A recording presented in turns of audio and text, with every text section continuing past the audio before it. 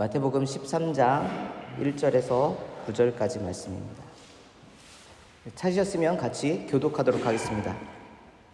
그날에 예수께서 집에서 나가사 바닷가에 앉으심에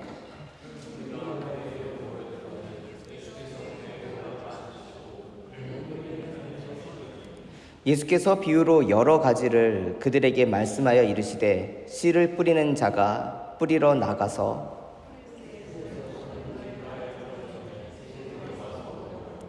더러는 흙이 얕은 돌밭에 떨어짐에 흙이 깊지 아니하므로 곧 싹이 나오나 더러는 가시떨기 위에 떨어짐에 가시가 자라서 기운을 막았고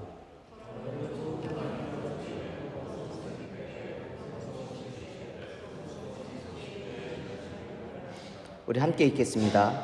귀 있는 자는 들으라 하시니라. 아멘. 마태복음 13장을 보면 하나님 나라를 설명하는 7개의 비유들이 나와 있습니다. 그 7개의 비유의 첫 번째 시작이 우리가 잘 알고 있는 씨 뿌리는 자의 이 비유입니다. 이 씨를 뿌리는 농부가 좀 독특함이 있다라고 하면 이 농부는 좋은 땅에다만 씨를 뿌리는 것이 아니라 땅을 가리지 않고 뿌리는 농부라는 점입니다. 이 이유에 대해서는 오늘의 설교 맨 뒤에 말씀드리고자 하고요. 이 씨는 하나님의 말씀을 상징합니다. 복음을 상징하죠. 우리 기독교를 어떤 종교라고 했을 때에 다른 종교와 우리가 차이가 나는 것은 무엇이냐면 우리는 하나님의 말씀을 따르는 종교라는 점입니다. 복음서를 이번 성경 통독을 하다 보니까 많은 서기관, 종교 지도자, 바리새인들 그리고 무리들이 예수님께 원하는 것은 무엇이었냐면 표적과 이적이었습니다. 병을 고칠 수 있는 능력, 삶의 문제를 해결할 수 있는 능력, 배가 고프면 먹여줄 수 있는 그런 능력들, 귀신 들린 자가 있으면 귀신을 쫓아낼 수 있는 능력. 그들은 예수님에게 표적과 이적을 구했습니다. 물론 예수님께서는 모든 약한 자들을 고쳐주시고 귀신 들린 자에게서 귀신을 쫓아내시고 삶의 문제가 있어서 사람과의 관계가 단절되어 있는 세리나 창기들에게도 하나님의 백성과 자녀가 될 수 있는 기회로 회복시켜 주셨습니다. 문둥병, 나병이라고 하죠. 나병이 있는 자들에게는 회복시켜 줌으로 인하여 병만 고친 것이 아니라 그들이 제사장에게 가서 보임으로 인하여 사회적인 그 단절 또한 회복할 수 있도록 예수님께서는 아주 세심하게 우리의 삶의 모든 문제들을 해결해 주셨습니다. 그 모든 과정 속에 있을 때에 예수님께서 보여주신 표적과 이적을 빼놓고는 말할 수 없을 것입니다. 그런데 놀라운 것은 하나 있다라면, 그리고 신기한 것이 있다라고 하면 사람들은 표적과 이적을 봤다고 해서 하나님을 믿는 것은 아니더라라는 것입니다. 그들은 계속 예수님에게 표적과 이적을 구하지만 예수님께서 오늘 마태복음 말씀 바로 이전에 어떤 말씀을 하냐면 본인이 보여줄 것은 요나가 보여준 3일 만에 죽었다 다시 살아나는 것밖에는 보여줄 것이 없다라고 말씀하십니다. 이미 보여주신 것들이 많음에도 불구하고 예수님께서는 오히려 표적과 이적을 구하는 자들, 그러면 당신이 메시아임을 믿겠습니다라고 하는 사람들에게 오히려 그럴수록 자신이 보일 수 있는 것들을 제한하십니다. 왜냐? 하나님의 나라와 그 천국의 그 비밀은 표적과 이적을 통해서 나타나는 것이 아니라 오직 하나님의 말씀이 우리 가운데 이루어짐으로 그것이 믿어져서 우리 가운데 30배, 60배, 100배의 열매를 맺을 때만이 가능하기 때문에 그렇습니다. 제가 주말을 잘 보내고 물론 여러분들 아프신 분들도 계실 거는데 저도 좀 감기기가 있어서 좀 그렇긴 하지만 그래도 이게 잘 보냈습니다. 그런데 잘 보내다가 주말에 살짝 불편한 그런 이 드라마의 조그만 숏 영상을 봤어요. 그것은 한 드라마에서 나오는 교회의 모습인데 대형 교회에 아버지가 목사고 딸이 예술을 한다고 하는데 그 마약을 해요. 그리고 비춰지는 성도들의 모습이, 그러니까 그 작가가 보여주는 이 교회라고 하는 모습이 그 옆에서 또 다른 편에서는 이 샤머니즘, 무당의 그 굿들이 벌어지는 장면들이 이게 또 다른 게 연결되거든요. 세상 사람들이 볼 때에는 우리 기독교가 저 굿하는 샤머니즘하고 별반 다를 것이 없다라고 생각하는구나. 모여서 찬양하고 둘이 막 외치는 것들을 마치 샤머니즘 굿에 와가지고 비치는 그런 그런 사람들처럼 비춰지게 그려졌어요. 그러니까 그거를 보면서 그 내용이 어디로 갔냐보다는 저는 목사이기 때문에 그런지 몰라도 굉장히 불편하더라고요. 어쩌다가 우리가 이 정도까지 왔을까? 80년대, 90년대 초반까지만 해도 교회를 그렇게 하진 않았었거든요. 심지어 월드컵이 있을 때, 2002년 월드컵이 있을 때에 어떤 일이 있었냐면 교회마다 대형 스크린이 있잖아요. 음향시설이 좋으니까 교회를 개방해서 광장에 나가지 못하는 사람들에게 교회에서 월드컵 경기를 볼 수 있도록 해줬습니다. 근데 경기를 보니까 흥이 안 나니까 뭐라고 할까요? 응원할 수 있는 사람들도 고용에다가 이렇게 막 세워서 했던 교회들도 있었어요. 근데 신기한 건 뭐냐면 그 교회 안에 목사님들이나 성도들은 사람들이 오니까 혹시라도 문제가 생길까 봐 어떻게 해야 되는가 조심조심 하는데 술 마시고 들어오거나 담배 냄새 풍기고 들어온 사람들이 있으면 교회를 다니지 않는 사람들이 나서서 여기 교회니까 그런 거 하면 안 된다고 나가시라고 그러더라는 거예요. 그때 오는 목사님들이 와서 얘기를 하는데 나는 예수 믿지 않는 사람들의 행동 때문에 내가 은혜 받았다. 그 얘기를 많이들 하셨어요. 제가 대학원 다니고 있을 때였었거든요. 예수 믿지 않는 사람들도 교회 안에서는 술 냄새 풍기면 안 된다는 것을 알고 담배 냄새 풍기면 안 된다는 걸 알더라. 심지어는 응원한다라고 그 여자 응원 단원들이 했는데 이게 배꼽이 보였나 봐요. 그러니까 놀래가지고 와가지고 뭐를 가려주더래요. 옷을 이렇게 가려서 배꼽이 보이지 않게. 교회라고 하는 것은 어떤 곳이라고 하는 것. 그러니까 적어도 거룩한 곳이고 일반인들이 함부로 대할 수 없는 그런 곳이다. 그런 곳에서 우리에게 이렇게 함께 기쁨을 나눌 수 있도록 해주신 것이 참 좋은 것이다라고 하는 그런 인상을 갖고 있었다라는 거예요. 근데 불과 20년이 지난 지금 시점에서 가면 갈수록 세상에 예수를 믿지 않는 사람들은 마치 우리가 표적과 이적을 구하면서 다른 종교들하고 다를 바 없는 그러한 샤머니즘처럼 살아가는 그런 종교로 여겨진다라는 거죠. 그가 그랬는지 아닌지는 모르겠어요. 적어도 드라마 속에서 비춰지는 모습들은 가면 갈수록 그런 모습들이 보여지니까 마음이 굉장히 불편하더라고요.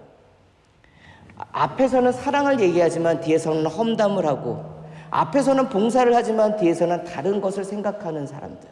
그게 그리스도인들이다라고 하는 것을 자꾸 드라마 속에서 보여줄 때마다 우리 그렇지 않은데. 진짜 미꾸라지 한두 마리가 흙탕에 물을 흐리는 거지 그 모든 사람이 흐리면 세상은 망하죠. 노아 시대에 노아가 망한다고 할 때에 보니까 특징이 악한 사람들이 많아서 망하는 게 아니라 하나님의 아들들이 즉 하나님의 말씀과 원칙에 따라 살아가는 사람들이 사람의 딸들을 낳더라 라는 거예요. 여자가 문제가 아니라 여기 사람의 딸이라고 하는 것은 하나님을 모르는 자녀들을 계속 배출하는 거예요. 어떻게 사람이 애를 낳는데 남자는 안 낳고 여자만 어떻게 계속 낳을 수 있겠습니까? 말이 안 되잖아요. 그 말은 뭐냐면 자녀들 낳는데 부모는 믿음의 세대예요. 그런데 자녀들은 믿음의 세대들을 계속 낳지 못하는 거고 심지어는 믿음의 세대였던 하나님의 아들들이 사람의 딸에게 반해서 자신이 좋아하는 딸들의 모습을 따라서 그들과 결혼하며 살더라. 즉 하나님을 버리고 떠나는 하나님의 백성들 그리고 그 백성들이 하나님의 말씀을 가지고 살아가는 자녀들을 배출하지 못하기 때문에 영적인 불임이 일어났기 때문에 망하더라라는 거예요. 오늘날의 우리의 세상은 진짜 그런 것 아닌가 정말 걱정이 될 정도로 심지어는 전쟁이 일어나고 기근이 있고 예전에는 정말 생각하지 못했던 기후 문제로 인하여서 여러 가지 파생되는 문제들을 뉴스로 접하게 되면 진짜 주님 모실 때인가. 근데 또 역사를 보면 주님 모실 것 같은 때에 또 하나님께서 또 다르게 길을 연결하시니까 주님 모실 때는 언제인지는 알 수가 없어요. 근데 분명한 것은 있어요. 예수님의 때에나 오늘 이 시대에나 많은 사람들은 표적과 이적을 구하지만 하나님의 아들이신 예수님께서 우리에게 주시고자 하는 것은 말씀 외에는 없다라는 것입니다. 그 말씀이 들어가야지만 열매를 맺습니다. 다른 것이 우리의 삶을, 우리를 하나님의 자녀답게, 자녀로서, 그리고 그 자녀로서 누리는 그 열매를 누리는 기쁨을 누리게 하지는 못합니다. 우리가 믿는 믿음으로 하나님의 말씀을 받아들이고 그 말씀에 순종하며 사는 삶을 살면 그곳이 이미 하나님의 나라다. 우리가 죽어서 하나님의 나라에 가지만, 그러나 꼭 죽어서만 하나님의 나라를 경험할 것이 아니라 미리 이 땅 가운데서도 하나님의 말씀, 즉 우리가 영국에 살면서 영국 법을 지키면 영국 영에 있었고, 로마 시대에는 로마서뿐만이 아니라 로마가 다스리는 지역에서 로마법이 다스려지기 때문에 그곳이 바로 로마의 지배권 안에 있었다라고 하는 개념이 있듯이, 하나님의 말씀을 따라 살아가는 나의 삶의 그 자리가 하나님의 나라가 임한 자리다라고 예수님께서 말씀해 주십니다. 그런데 그렇게 우리가 살면서 중요한 것이 있다면 말씀을 들었고 순종할 때만 열매를 맺습니다. 우리의 마음밭이 그렇기 때문에 무엇이 되는가? 열매를 맺을 수 있는 밭이 되어야 된다라고 하는 것을 예수님께서 말씀하시죠. 열매는 아무 곳에서나 맺는 것이 아니라 열매 맺는 땅이 있다라는 것입니다. 4가지 땅이 있습니다. 길가가 있고, 돌짝밭이 있고, 가시밭이 있고, 옥토가 있습니다. 근데 열매는 옥토에서 나더라라는 것입니다. 여러분들, 그런데 여기서 주목할 것이 있는데요. 우리는 흔히들 사람은 바뀌지 않아, 그 성향 변하지 않아 라고 하는데, 예수님께서 우리의 마음의 밭이 4가지라고 있다고 하는데, 그 농부는 그 밭을 가리지 않고 뿌린다라는 것이에요. 그렇게만 봤을 때는 이거 참 어리석은 농부라고 할 수 있겠죠. 그런데 우리가 예수님을 모른다면 어리석다라고 할 수 있겠지만, 예수님은 온 우주에서 가장 지혜로우신 분입니다. 지혜로우신 분이 어리석은 짓을 할까요? 의미 있는 행동을 하시겠죠. 그 말은 즉 뭐냐면, 우리 마음에는요 100% 길과 같은 사람, 100% 돌짝밭과 같은 사람, 100% 가시밭과 같은 사람, 100% 옥토와 같은 사람이 있는 것이 아니라, 우리의 마음밭의 어떤 영역에는 길가의 영역이 가득 차 있고, 돌짝밭의 영역도 있고, 가시밭의 영역도 있고, 옥토의 영역도 있는 사람, 때로는 옥토의 영역이 없고 이 3가지 밭으로만, 3가지 땅의 형태로만 이루어진 사람이 있겠지만, 어떤 한 가지 형태로만 이루어진 사람은 없을 겁니다. 근데 중요한 것은 뭐냐면 계속 씨를 뿌리신다라는 거예요. 잘하든 안 잘하든 말씀을 계속 뿌리셔요. 왜? 이 전제는 뭐냐면 우리가 변할 수 있다라고 하는 전제가 있기 때문에 하시는 겁니다. 하나님의 아들이신 그분께서 우리가 바뀔 수 있다는 전제. 우리는 내 자신, 저도 내 자신 믿을 게 따로 있지 내가 내 자신을 믿을까? 그런 생각을 농담 삼아서 할 거죠. 세상에 믿을 게 따로 있지 내가 나를 어떻게 믿나? 그럴 때가 있어요. 저 자신을 이렇게 얘기할 때 사람을 어떻게 믿어요? 그런데 신기하게도 예수님께서 우리를 믿으신다라는 거예요. 그러기 때문에 뿌리시는 거죠. 그렇다면 적어도 우리는 어떻게 되는가? 우리도 바뀔 수 있다라고 하는 생각을 가져야 된다는 것입니다. 내가 바뀔 수 있다. 근데 누가 이것을 바뀔 수 있는가 하냐면 2가지가 있는 사람이 바뀔 수 있어요. 첫 번째, 열매에 관심이 있어야 되고요. 그 열매를 얻는 기쁨을 맛본 사람이 가능합니다. 그렇지 않을까요? 열매에 관심이 없는 사람은 내 땅이 길가가 됐건 돌짝밭이 됐건 가시밭이 됐건 옥토가 됐건 무슨 상관이 있습니까? 관심이 없는데 어쩌다 보니까 열매가 자라기도 하고, 어쩌다 보니까 자라다가 싹이 터가지고 자라다가 가시밭에 덮여서 그냥 자라지 못하기도 하고, 흙이 얇아서 뿌리를 내지 못하고 사라질지라도 무슨 상관이 있습니까? 자기는 열매에 관심이 없는데. 즉 열매에 관심이 있는 사람이 자기의 땅이 길가구나라고 생각했을 때에 그 땅을 옥토로 바꾸려고 노력을 할 것이고, 돌짝밭이 있을 때에 그것을 옥토로 만들려고 노력하실 겁니다. 열매에 관심이 있지 않으면 우리는 그 땅을 내버려 둡니다. 방치하게 되죠. 예를 들어서 한번 생각을 해봤어요. 만약에 우리가 지금 윈블던에 있는데 이 윈블던의 그 땅의 가치는 매우 높죠. 여러분들에게 공짜로 300평, 영어로 여러분들 어떻게 하면 굉장히 많은 부지를 줬다고 생각을 하죠. 300평이라고 하면은 이 평을 모르는 우리 친구들이 있을 테니까 우리 교회 크기의 한 4배 정도 사이즈의 땅을 이 윈블던 지역에 여러분들에게 줬어요. 그리고 그 땅이 개발을 할 수 있는 허가권도 줬습니다. 그럼 여러분들 뭘 하시겠습니까? 그 땅에다가. 그 땅을 여러분들은 어떤 목적을 갖고 있느냐에 따라 다를 거예요. 어떤 사람들은 집을 지어서 내가 좀 살아야 되겠다.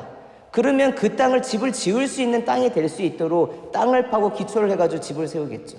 어떤 사람은 집을 지어서 크게 플랫을 지어서 난 장사해서 돈을 벌어야 되겠다. 그러면 플랫을 지을 수 있도록 그 땅을 할 것입니다. 공짜로 받은 땅이니까 나는 그 땅에다가 예쁜 정원을 만들어서 사람들이 쉬어가면서 꽃과 풀과 잠깐 쉴 수 있는 그런 쉼터를 만들어 줄 거야. 그런 사람은 그것을 만들 수 있게끔 그 땅을 할 겁니다. 즉 자신이 관심이 있으면 그 관심에 따라 그 땅을 그 용도에 맞게끔 움직인다라는 것입니다. 하나님의 백성들이라 하면서도 우리가 우리의 마음에 대해서 옥토로 만들려고 하지 않는 이유는 다른 것이 없습니다. 하나님의 열매에 대한 관심이 덜하기 때거나 아니면 무관심하기 때문에 그렇습니다. 하나님의 열매가 얼마나 소중한지를 안다라고 하면 내 땅을 방치해 줄 사람은 없습니다. 내 땅의 옥토가 조금이면은 지금 이 교회 부지의 4배 정도의 부지 속에서 내가 옥토는 한 4분의 1이라고 하면 4분의 1에서 걷어들이는 그 수확량보다는 모든 면적에서 다 걷어들이는 수확량이 더 많은 것으로 인하여 기뻐할 것입니다. 그렇기 때문에 우리의 마음의 밭을 관리하고 싶어 한다라고 하면 먼저 열매에 대한 관심이 있어야 됩니다. 그리고 그 열매를 거둘 때의 그 기쁨이 무엇인지를 맛본 사람이어야지만 됩니다. 고기도 먹어본 사람이 먹어본다고, 음식도 맛을 아는 사람이 그 음식을 평가한다고, 여러분들 하나님 나라의 열매가 얼마나 기쁜지를 아는 사람만이 그 열심을 욕심내기 때문에, 거룩한 욕심이죠. 그것은 그 욕심을 내기 때문에 자신의 마음을 내버려 두지 않는 것입니다. 그런데 사람들은요, 내버려 두더라라는 것입니다. 돌짝밭에 있는 사람들을 예로 들어서 한번 여러분들께 말씀드리면, 돌짝밭에 있는 사람들은 진짜 무관심한 사람들입니다. 그 씨가 뿌려지든지 말든지 길가와 이 돌짝밭에 있는 사람들은요, 관심이 없어요. 내 마음이 딱딱합니다.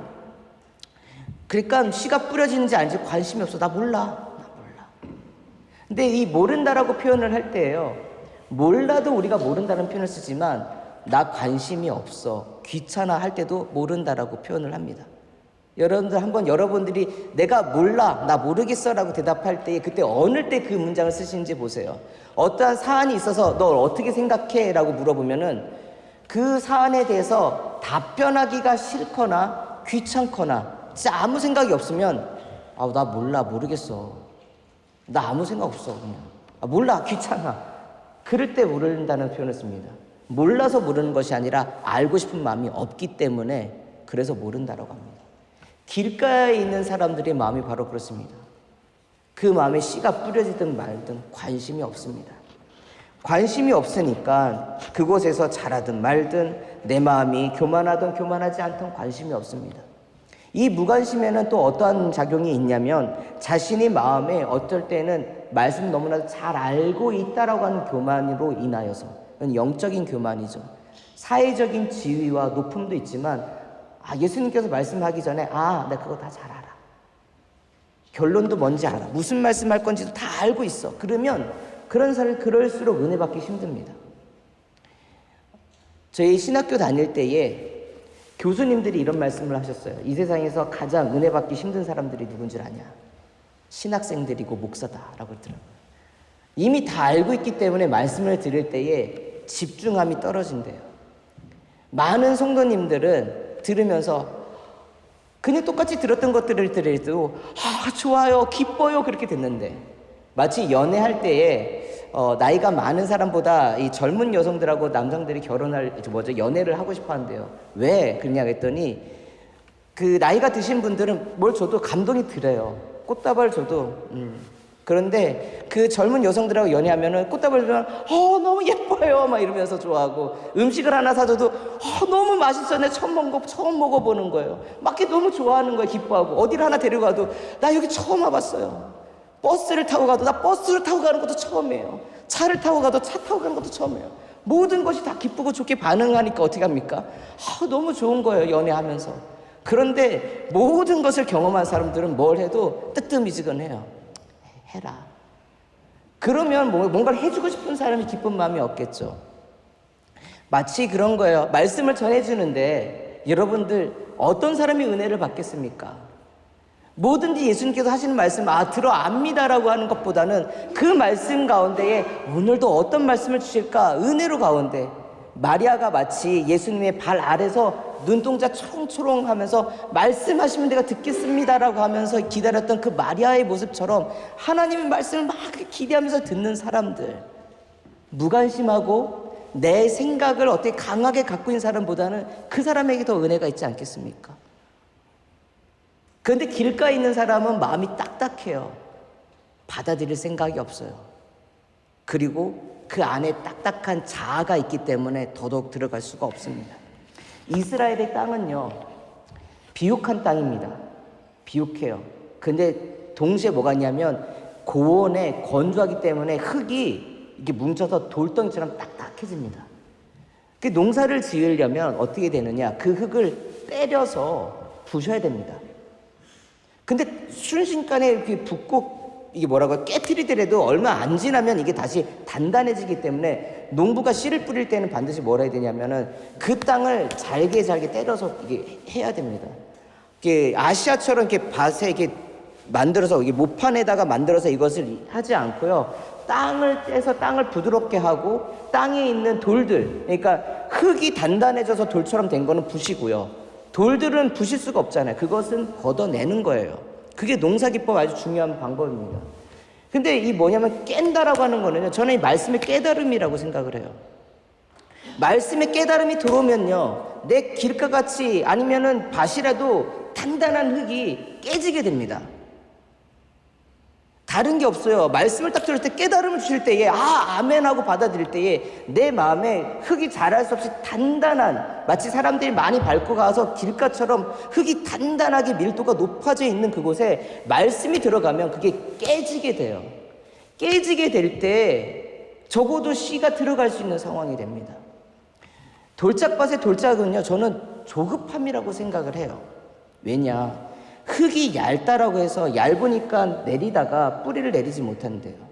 환난과 핍박과 여러 가지 어려움들이 오게 되면 흙이 얇기 때문에, 즉 믿음이 얕기 때문에 자라지 못한다라고 하는데, 그 믿음을 강조할 때 뭐가 들어가면 반드시 인내가 들어갑니다. 믿음 있는 사람은 인내할 수가 있거든요. 근데 인내하지 못하기 때문에 믿음이 약하다라고 하는 거예요. 그럼 인내를 하지 못하게 하는 것은 반대말이 뭡니까? 조급함이에요. 잘할 수 있는 것을 기다려야 되는데 조급함이라고 하는 돌들이 깔려 있으니까 뿌리를 내리지를 못합니다. 내리기 위해서는 내 안에 조급함이라고 하는 돌들을 걷어내야 돼요. 말씀이 자랄 수 있도록. 조급함이라는 것을 내버려 두고 내 믿음이 자랄 거라고 생각하는 것은 착각입니다. 콩 심은 데 콩 나고 팥 심은 데 팥 나듯이 돌짝밭이 있는 데서는 자랄 수가 없어요. 조급함을 간직하고서는 믿음이 성장할 수가 없습니다. 세 번째, 가시밭은 세상의 염려와 근심이라고 말하고 있습니다. 세상적인 관심입니다. 말씀을 전할 때에는 가끔 조시는 분들도 있습니다. 그러면서 사랑하는 자에게 하나님께서 잠을 주신다라고 얘기하시면서 웃으면서 농담말도 얘기를 하는데, 말씀을 전할 때는 주시는 분들은 있지만 여러분들 세상에 나가서 돈 버는 데 있어서 투자를 한다라고 하면 많은 사람들이 돈을 내면서 가서 눈 초롱 귀 쫑긋 하면서 듣습니다. 왜? 자신의 관심이 거기에 있기 때문에 그렇습니다. 내 자녀들의 입시 요강이 발표되고 어느 대학이 좋더라, 어떤 것이 좋더라, 어떤 전공을 해야 된다, 그것을 위해서 어떤 과목들을 이수해야 된다라고 하면 학부모들이 내 자녀의 문제 때문에 거기에 가서 모든 관심을 쏟습니다. 그런데 그 모든 관심들이 저는 나쁘다고 생각하지 않지만 그것이 하나님께 집중하는 그 관심보다 더 크게 되면 뭡니까? 나의 믿음이 자라는 것을 방해하는 방해가 되는 것입니다. 우상이 다른 것이 우상이겠습니까? 하나님과 나 사이에 이렇게 다이렉트로 봐야 되는데 그 사이에 뭐가 딱 껴있는 것, 그것이 우상이라고 얘기를 하고 있거든요. 세상의 염려와 근심으로 인하여 믿음이 자라다가 아까 조급하면 땅에 있는 거고요. 가시는 위에 있는 겁니다. 자라야 되는데 자랄 수 있는데 가시들과 엉켜가지고 됩니다. 제가 정말 좋아하는 설교 중에 하나가 옥하는 목사님께서 사랑의 교회에 퇴임하실 때에 하셨던 설교입니다. 여러분의 현 주소는 어디입니까? 라고 하는 그 주제인데 이 씨 뿌리는 자의 비유를 가지고 사랑의 교회 성도들에게 말씀을 전하셨어요. 근데 그 목사님이 얘기할 때는 자신이 볼 때에 우리 사랑의 교회에서는 보니까 길가나 돌짝법보다는 가시밭인 경우들이 많더라. 근데 왜 가시밭인가? 가시를 방치하기 때문에 그렇다. 세상의 염려와 근심과 여러분들의 하나님께 잘할 수 있는 것이 막혀져 있는데 그것을 제거하려고 하지 않는다. 예수님께서는 그것을 제거해야지만 된다고 하는데 그것을 간직하면서 잘하려고 하니까 잘하지 않는다. 여러분의 현주소, 여러분의 땅은 어디입니까? 라고 얘기하는 그 설교를 들으면서 제가 크게 은혜를 받았었는데 여러분들 내가 하나님에 대한 관심에 집중하는 것 외에 그거보다 그 이상으로 집중하는 것, 하나님을 사랑하는 것보다 그것보다 더 사랑하는 그 어떤 것들이 있으면 열매는 맺을 수가 없습니다. 그것이 원칙입니다. 예수님께서는 우리에게 원하시는 바 변할 수 있다라는 것입니다. 말씀을 들을 때에 마치 어린 사무엘이 말씀하옵소서 주의 종이 듣겠나이다 했던 것처럼, 그리고 이사야가 말했던 것처럼 눈으로 보고 귀로 듣고 마음으로 깨달아 완악하기 때문에 고침을 받을 수 없는 백성이라고 얘기하는데 우리는 그걸 반대로 기도하면 되죠. 눈으로 보고 귀로 듣고 마음으로 깨달아 고침을 받게 하소서라고 기도를 하는 백성들이 될 때에 열매를 맺을 수 있을 것입니다. 그렇기 때문에 우리는 우리의 땅이, 마음의 상태가 어디에 있는지, 나의 관심은 어디에 있는지를 항상 돌아봐야 될 것입니다. 하나님 나라의 열매에 관심이 있는가? 아니면 세상 열매에 관심이 있는가? 나는 내 마음의 땅에 무엇을 경작하고 있는가를 봐야 됩니다. 이것이 예수님께서 우리에게 전해주시는 것입니다. 근데 오늘 저는 여러분들에게 가장 중요한 도전을 하나 하면서 오늘 마무리하려고 합니다. 우리는 바뀔 수 없을 것 같으니까 노력을 덜 합니다. 내가 바뀔 수 있을 거라고 생각을 하면, 내가 1시간 공부해가지고 시험을 100점 맞을 수 있다고 하면, 그것이 확실하다면 여러분들 1시간 노력해서 100점 맞을 겁니다. 내가 10시간 일을 해가지고 뭔가 이만큼의 수익을 얻는다, 그게 확실하다고 하면 거기다가 할 것입니다. 그러겠죠. 믿음이 있으면 여러분들이 지금의 마음의 상태가 옥토가 적다 할지라도 옥토밭은 늘어날 수가 있습니다. 믿음이 있어야 돼요. 근데 그 믿음은 어디로부터 오는가? 나에게 말씀을 주시고 은혜 주시는 예수님은 나를 가리지 않고 복음을 주신다라는 거예요. 내가 노력하기 때문에 내 땅이 바뀌는 것이 아니에요. 그분께서 쉬지 않고 땅을 가리지 않고 뿌리시기 때문에, 나를 포기하지 아니하시기 때문에 내가 변할 수 있는 그때에 내가 변하여 열매를 거둘 수 있는 것이지, 주님께서 가리시는 분이시라면, 이 사람은 구원을 받고 이 사람은 구원받지 말라고 그렇게 생각하시는 분이라면 여러분들 무슨 변화가 있을 수 있겠습니까?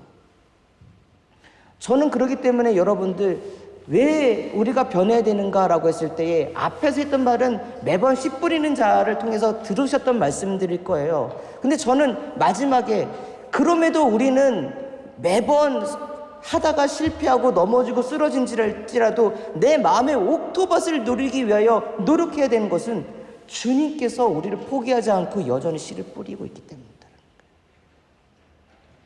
땅을 가리지 않으셔요. 내 마음에 요만큼의 땅이라도 그 땅에 씨앗이 심겨지면 그 자리라도 30배, 60배, 100배의 열매가 일어나는 거예요.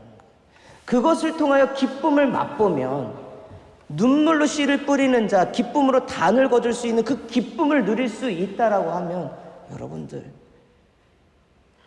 내가 할 수 있는 것이 아니라 그분께서 우리를 믿기 때문에 그렇게 하시니까 그것이 가능하다는 거예요. 그 은혜를 놓치지 않고 살아가는 주의 백성이었으면 좋겠습니다. 나는 힘들어요. 나는 약해요. 나는 연약해요. 그러나 주님께서 나를 포기하지 않기 때문에 주의 말씀에 순종하며 가면 주여 나의 옥토밭이 좀 더 늘어날 것입니다. 나의 열매를 맺음으로 나의 열매가 아니라 하나님이 주시는 하나님의 열매를 맺음으로 인하여 나만 풍족함과 기쁨을 누리는 것이 아니라 주를 알지 못하는 자들에게도 그 기쁨이 무엇인지를 증거하는 하나님의 자녀, 하나님의 백성의 삶을 살 것입니다. 아버지가 나를 포기하지 않으니까, 포기하지 않게 해야 하나님의 아들을 이 땅 가운데 보내셨으니까 그 은혜와 감사함을 가지고, 그 감사함이 여러분을 향한 기대다. 아까 저는 제 자신을 믿지 못하는데요, 그럼에도 불구하고 제가 하나님 앞에 나갈 수 있는 거는 놀랍게도 하나님께서 나를 믿어주시고 예수님께서 나를 믿어주시기 때문에, 그분이 나를 믿는데 내가 나를 못 믿겠다라고 하는 거는 그거는 진짜 교만인 거잖아요. 그분이 나를 바꿀 수 있다고, 너 변화될 수 있어, 너 하나님의 나라의 삶을 살 수 있어, 하나님의 열매를 맺을 수 있어 라고 말하는데 난 못해요 라고 하면 그게 교만이지 다른 게 교만이겠습니까?